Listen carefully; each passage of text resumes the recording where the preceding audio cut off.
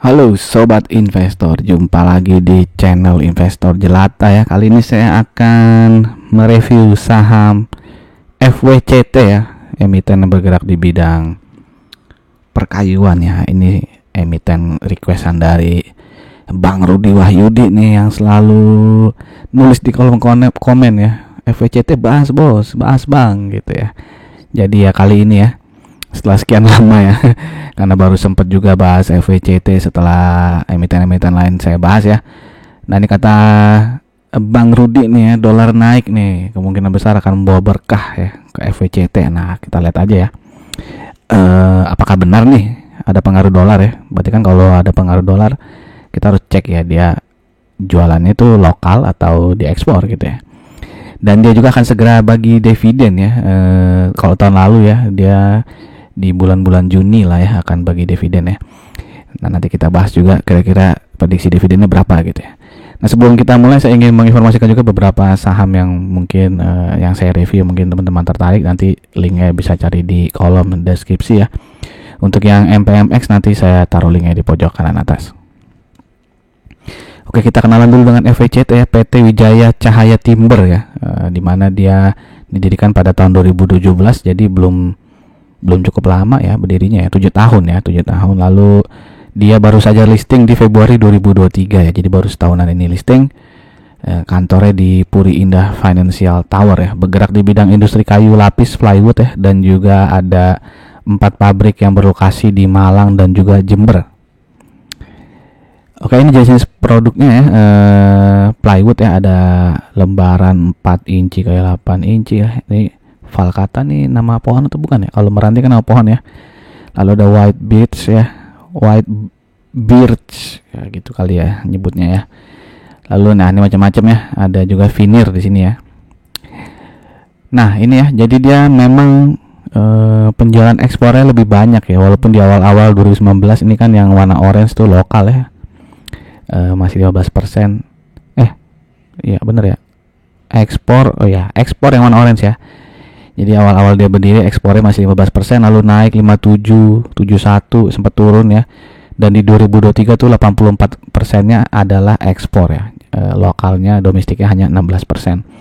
Dan dia menjual ke pasar-pasar di sini ya, Amerika, Korea Selatan, dan juga ke pasar lainnya khususnya Jepang ya. Jadi Asia Timur plus USA ya. Jadi ya kalau dia ekspor ya berarti benar ya, kemungkinan besar dia akan meraup untung ya karena dibayarnya dalam USD ya.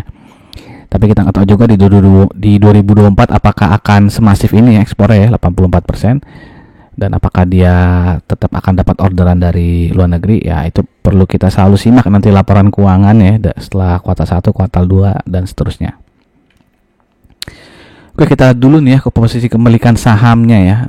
Di sini ada 2 perusahaan ya. Pertama Fortuna Anugrah Sumber Terpadu ya yang memegang 57,34%, dan ada satu perusahaan lagi First Fortuna Holdings ya yang memegang 25,03%, sedangkan masyarakatnya 16,97%. Nah, kalau kita lihat komposisi kepemilikan lokal dan foreign ya, bisa lihat sini ada yang menarik ini di sekitar bulan Januari Februari itu ada perubahan cukup besar ya dari komposisi lokal ke foreign ya.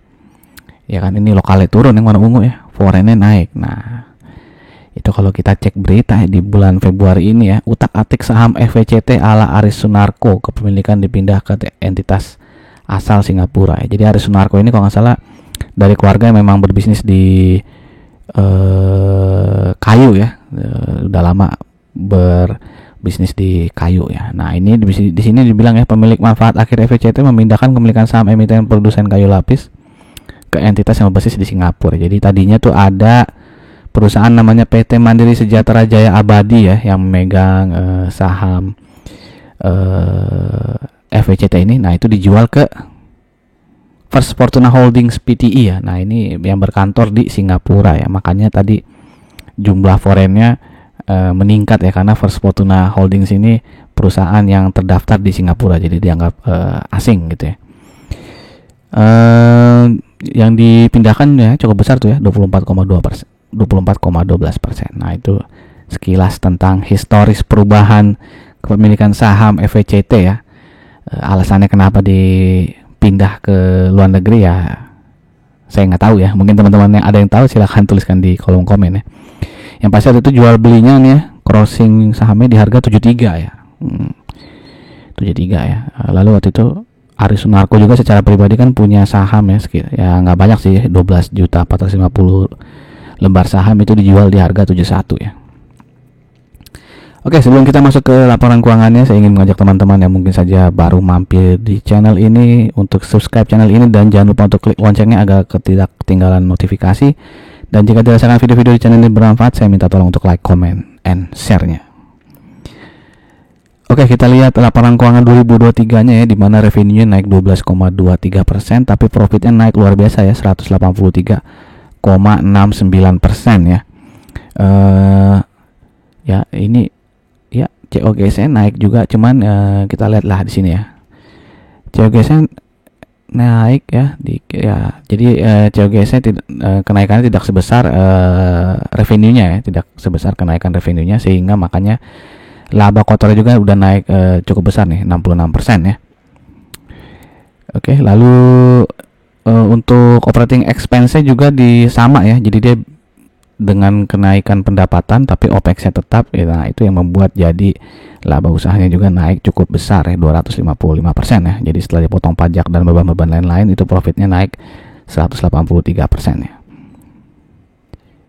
Oke, sekarang ini laporan keuangan kuartal 1 2024-nya, di mana pendapatannya naik drastis ya, 60,94% nih ya.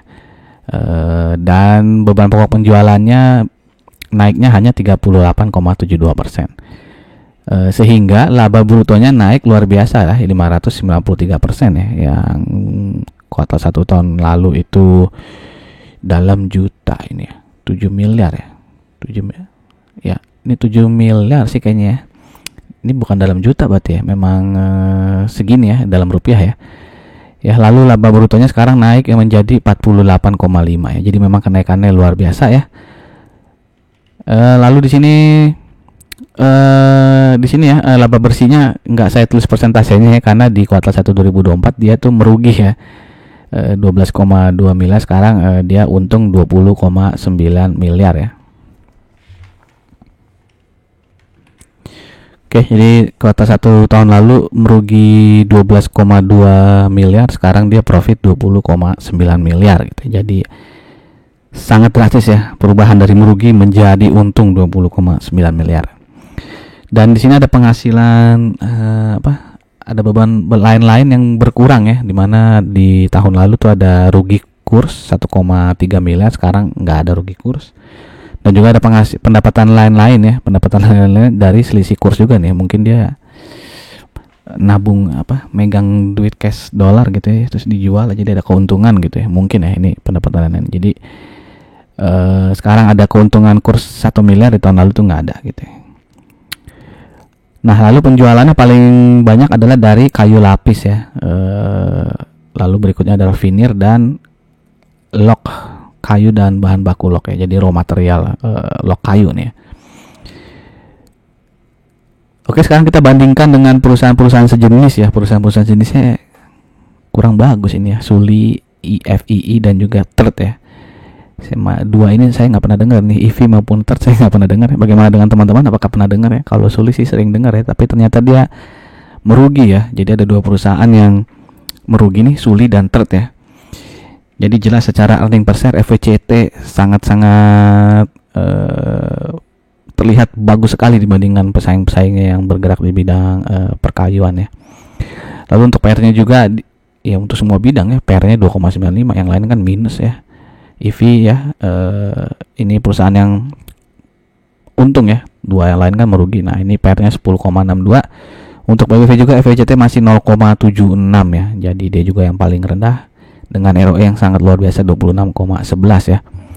Tapi hutangnya lumayan jadi catatan juga nih ya, hampir 1 ya, DR-nya 0,9 ya. Jadi yang paling kecil rasio utang terhadap equity-nya adalah si EV ini. Jadi ya gampang ya dipilih ya. Yang paling bagus secara rasio ya pasti FVCT ya. Oke, karena dia baru listing ya, jadi ya baru setahun ya. Rata-rata PBV setahun terakhir ini di 0,59 dan saat ini dia diperdagangkan di sekitar 0,8 ya. dengan book value saat ini 162,97. Jadi kalau kita asumsikan harga wajarnya itu ketika PBV-nya 0,59, maka harga wajar ada di 96,15 ya.